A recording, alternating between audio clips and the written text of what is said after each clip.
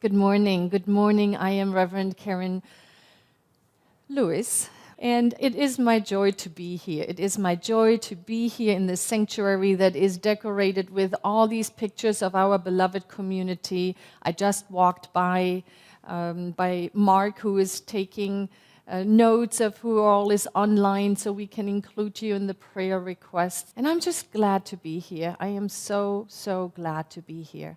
And I want to welcome you and thank you for that beautiful, beautiful singing of our chant. That was so special. Thank you very much. And for that prayer, I feel fed already. This month, 3 major religions have high holy days. And so we thought it would be apropos to light a candle for each of the faith traditions.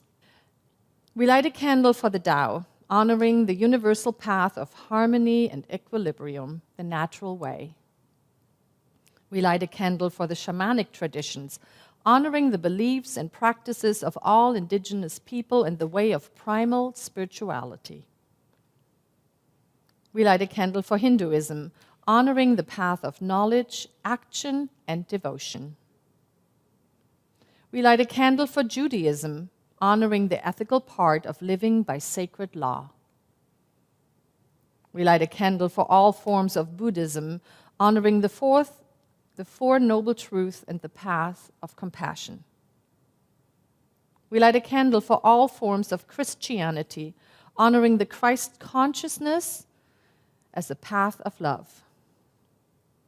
We light a candle for all forms of Islam, honoring the path of submission to the will of God as the highest calling. And finally, we light a candle for all forms of New Thought, including science of mind, honoring the metaphysical path of mental healing through the practice of universal spiritual principles. You know, last week was a challenging week for me. And in those moments when I was feeling like I'm on shaky ground, I asked myself, Karen, although I say Karen to myself, I said, Karen, who do you want to be? And I believe that that is the question that this changed world that we find ourselves in asks of us now. Who do you want to be? Now, I am very clear, and I suspect many, many of us are very clear who we want to be, how we want to show up as a powerful presence of conviction, of clarity, of knowing that there is a power greater than I am in the world, and that power has not changed. And then,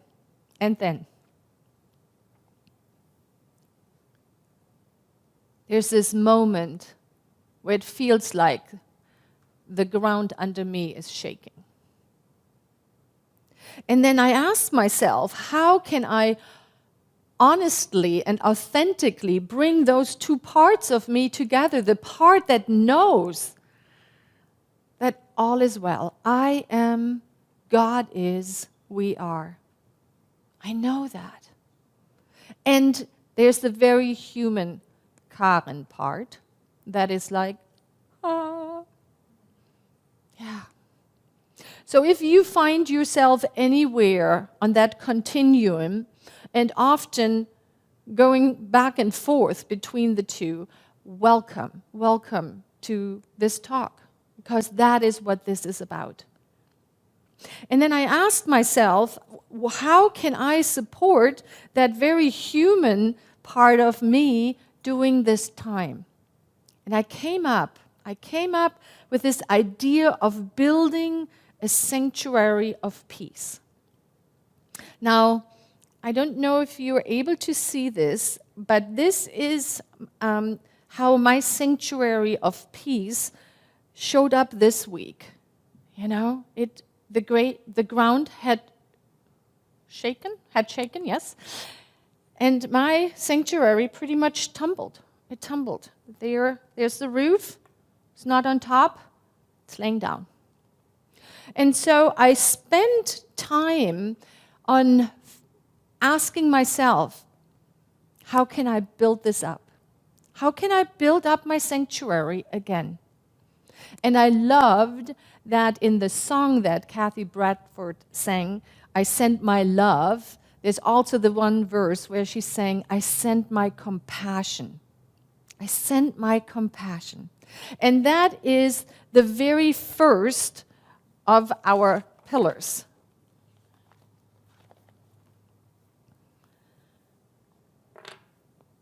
Compassion. I'm going to put it right here.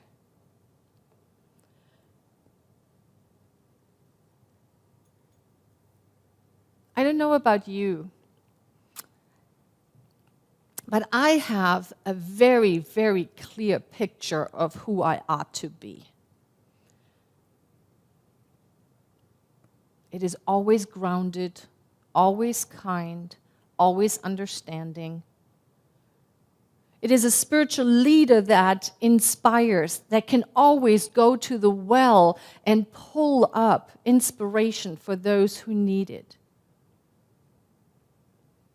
And then, when I find myself in this part where I'm so human, on top of my fear, I heave a big spoonful of shame. Now, I don't know about you, but that is not ever, ever helpful. Not helpful. And so I asked myself, how can I give voice to that part of me that is fearful so I don't push it away and I don't feel bad about it? And I came across a very, very poignant spiritual practice that Liz Gilbert, the author of Eat, Pray, Love, often talks about. She talks about that she takes the time every day to sit down and write a letter to herself, and especially to that part in her that feels very human and afraid. And she writes that letter from unconditional love. I am right here. I will not go anywhere. Whatever you need, I have it for you. I imagine a voice that is so comforting, the universal, motherly, loving kindness speaking through me. So this week I sat down and I wrote letters to myself.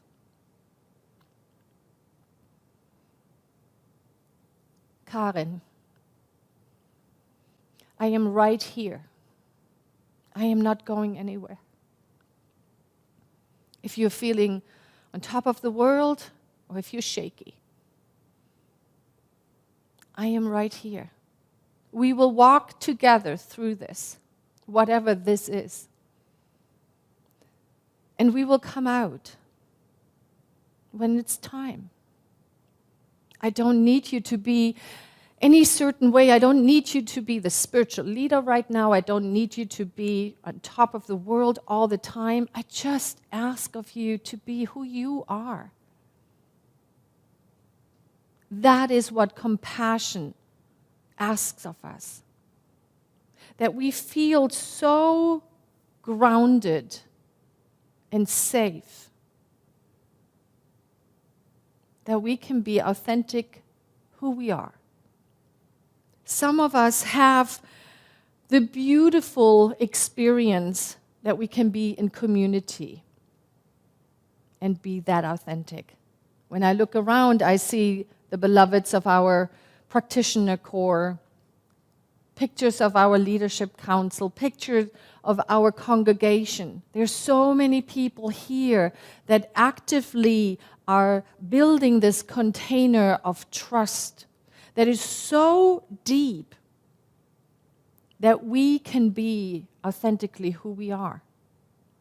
That even the spiritual leader of the community is so loved, so unconditionally loved, that I can be who I am And I know that that's the same truth for beloved Reverend Leslie. It is important. So ask yourself, where in my life can I be authentically who I am? And give voice to those parts of us who are showing up right now. It might be fear. It might be anger. How can we give a voice? How can we address them from this place of unconditional love? All of that I see when I see the word compassion, when I hear compassion. So this is for sure my first pillar.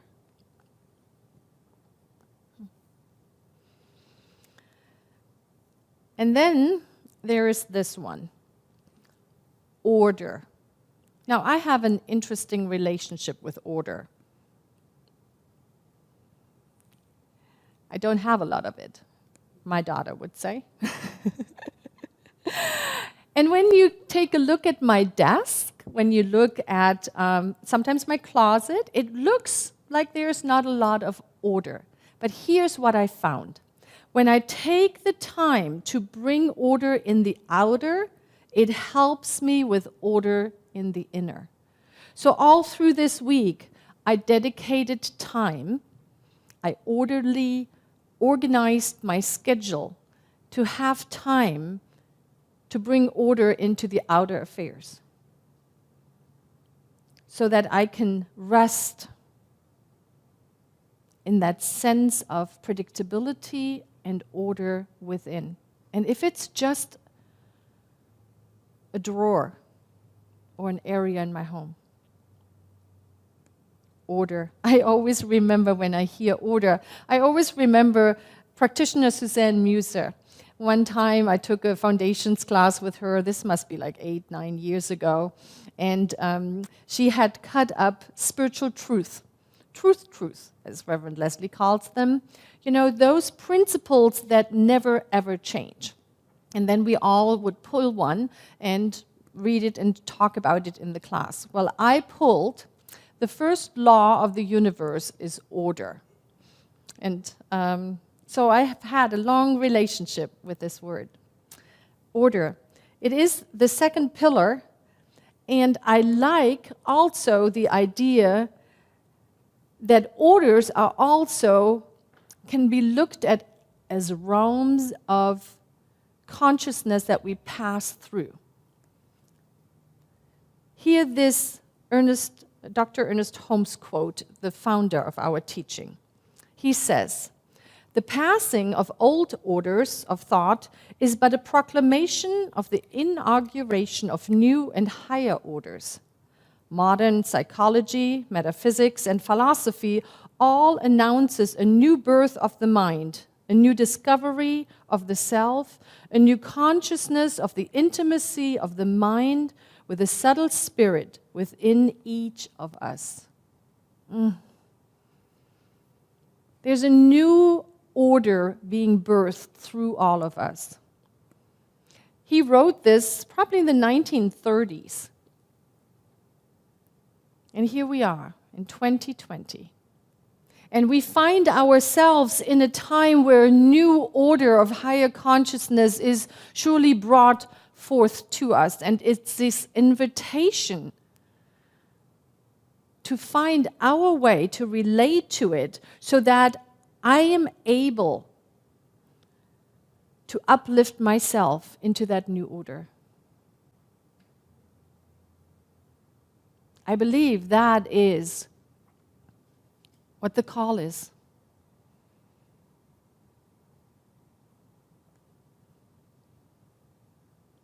Compassion and order. Yeah. But we have 3 more pillars. And the next one is wisdom. Wisdom. One thing that I always loved about this teaching, even when I found it 12 years ago, I came in, we had the very same cloth. I don't know if you can see, but on this tablecloth are all of the faith traditions. And one of the things that I loved about this teaching is that we honor all paths to the divine, all paths to the one. For we understand whatever the path is, it all leads to the one God that is known by so many names, and yet it's always the same. And so wisdom, leaning into old wisdom and also new wisdom, we don't differentiate. We appreciate wisdom wherever we can find it. And so think about it. Think about what passage of sacred text resonates with you. Or maybe what authors from a long time ago give you that feeling of peace, where you can just lean in and say, oh, I remember. I can relate to that wisdom. I can bring it into my life. I woke up at 3 o'clock last night, way past the time when these slides were built, but I remembered my passage that has always given me comfort and peace. And I want to read it to you. It's from Henry David Thoreau, from his experience in Walden, where he went for 2 years and 2 months to live in the woods. As he said, to suck the marrow out of life, to really know what life is about. And you have heard this, I'm pretty sure. It's in the summary of this wonderful book. And he says this: I learned this, at least by my experience, that if one advances confidently in the direction of their dreams and endeavors to live the life which they have imagined, they will be met with a success unexpected in common hours. They will put some things behind and pass an invisible boundary. New, universal, and more liberal laws will begin to establish themselves around and within. Or the old laws be expanded and interpreted in their favor in a more liberal sense. And you will live with a license of a higher order of being. I love that. You will live with a license of a higher order of being. So I ask you, what is old wisdom that you can lean into? Or perhaps you resonate more with newer wisdom. Many of you have sent me an email or a text that Brené Brown was just interviewed on 60 Minutes. And I love Brené Brown. I share a house with a Brené Brown coach, so I hear a lot of things about Brené Brown, this wonderful professor. And she was interviewed by 60 Minutes, and the interviewer says, so your books are found in the self-help area of a bookstore. And she said, that, and this is a direct quote, that bugs the crap out of me. That's what she said. Because she says, we were never meant to do this alone. We were never meant to heal, to understand, to move forward alone. We need connection. We need connection. I think she is a very, very wise woman. So she lives in my sanctuary of peace, right between wisdom and connection.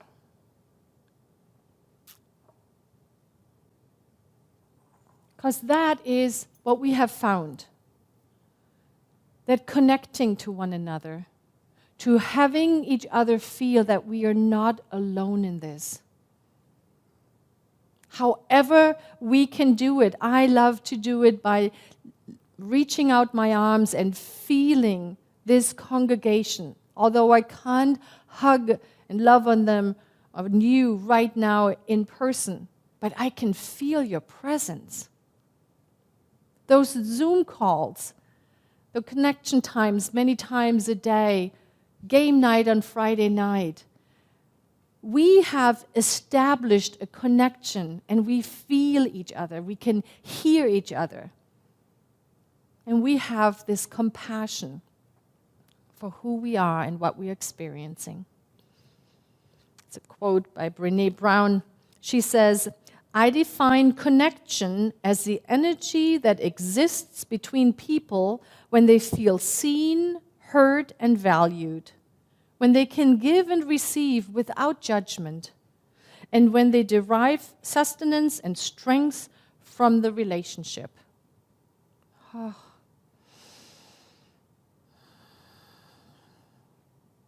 I can feel that. I can feel that. There's so many relationships that I receive sustenance from. Take a moment, ask yourself, where are my connection times? Who do I feel so connected to that even if I can't see them right now, even if I can't hug them right now, I feel their blessing?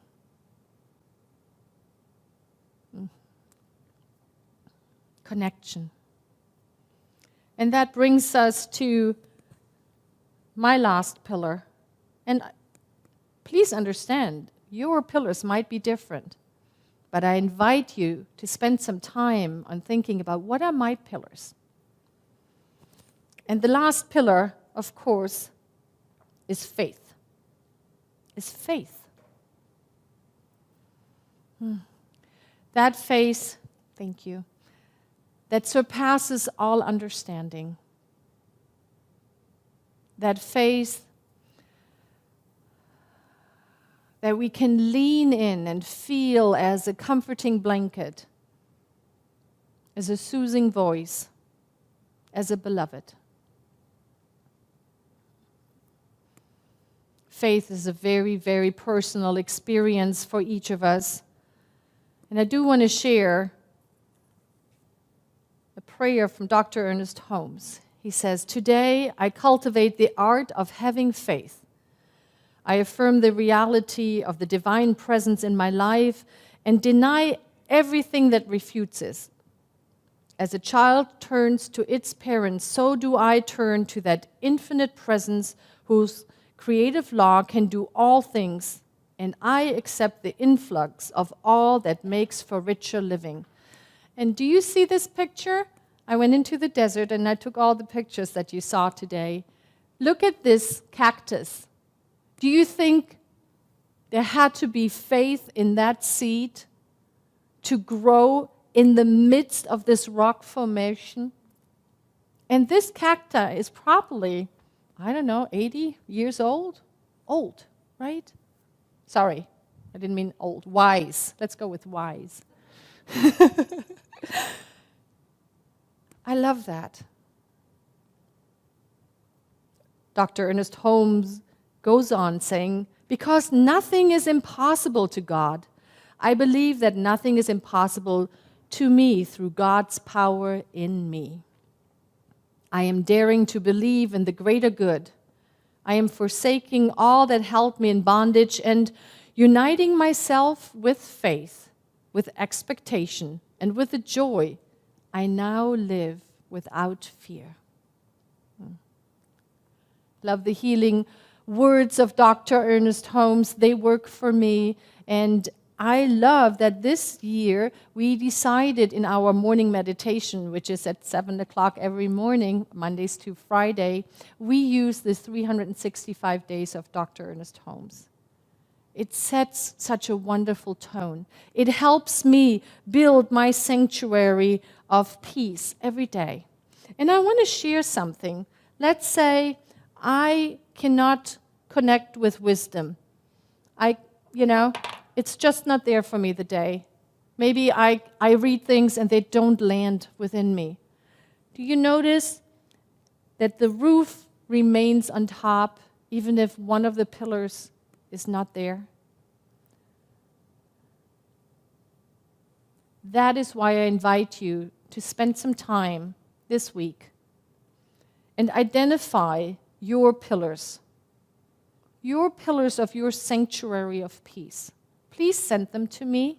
Let me know what serves you.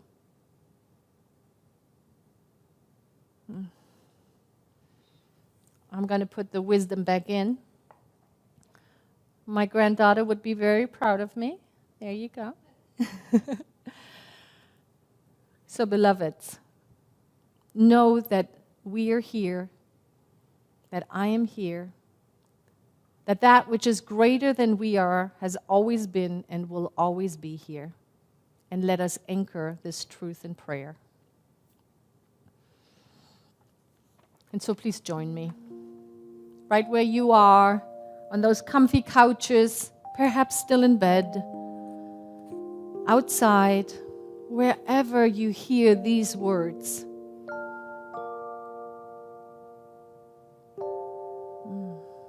Please know that they come from that part in me that is of the divine spark. And I invite all of the practitioners of this teaching, all the ministers, to please rise. If you're at home, if you're here in the sanctuary, please rise with me. And let us together engage in this activity of knowing truth. As we recognize the power that is greater than we are, as love, as peace, as harmony, as joy, as abundance, as possibility, as this now moment, as we recognize that sweet spirit is right here, holding us, caring for us. As we allow our humanness for these precious moments to just relax, trusting that we are held in the arms of the divine. And as we consciously step into this deep knowingness, we feel lifted up, inspired by that which has always been. The eternal part of us is rising up through any difficulty, any challenge.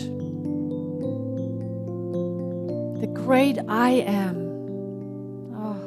How grateful I am for this tool of the spiritual mind treatment to connect with that part within me and call forth that part within each of you. And so it is from this place of compassion and kindness, from sweet tenderness, that I speak this word for all of the beloveds who are part of the New Vision Center. All of the beloveds who have ever set foot into this sanctuary, and all of the beloveds who will set foot into here in the future. For I know that who you are is the divine made manifest. However you feel in the moment, you don't have to be different than exactly who you are to be loved, to be whole, be revered.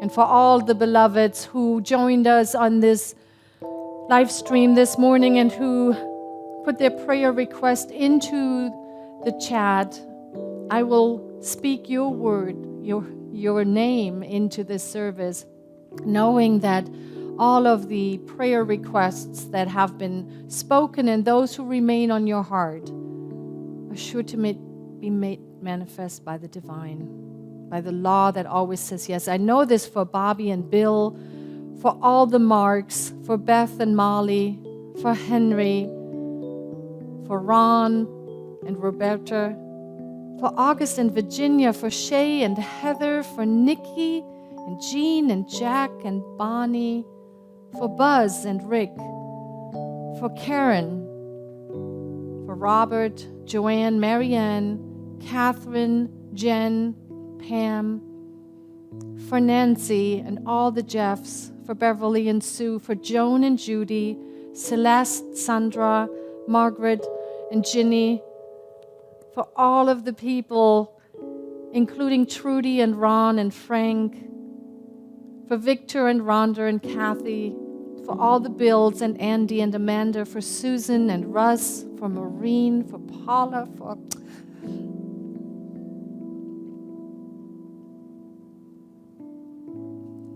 all of us.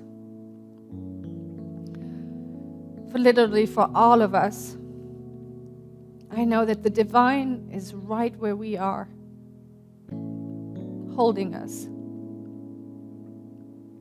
How very grateful I am. How grateful I am to know this truth, to place this word into universal law, to the law that says, yes, yes, my beloveds, yes, it is already so. I call it good and very, very good. And so it is.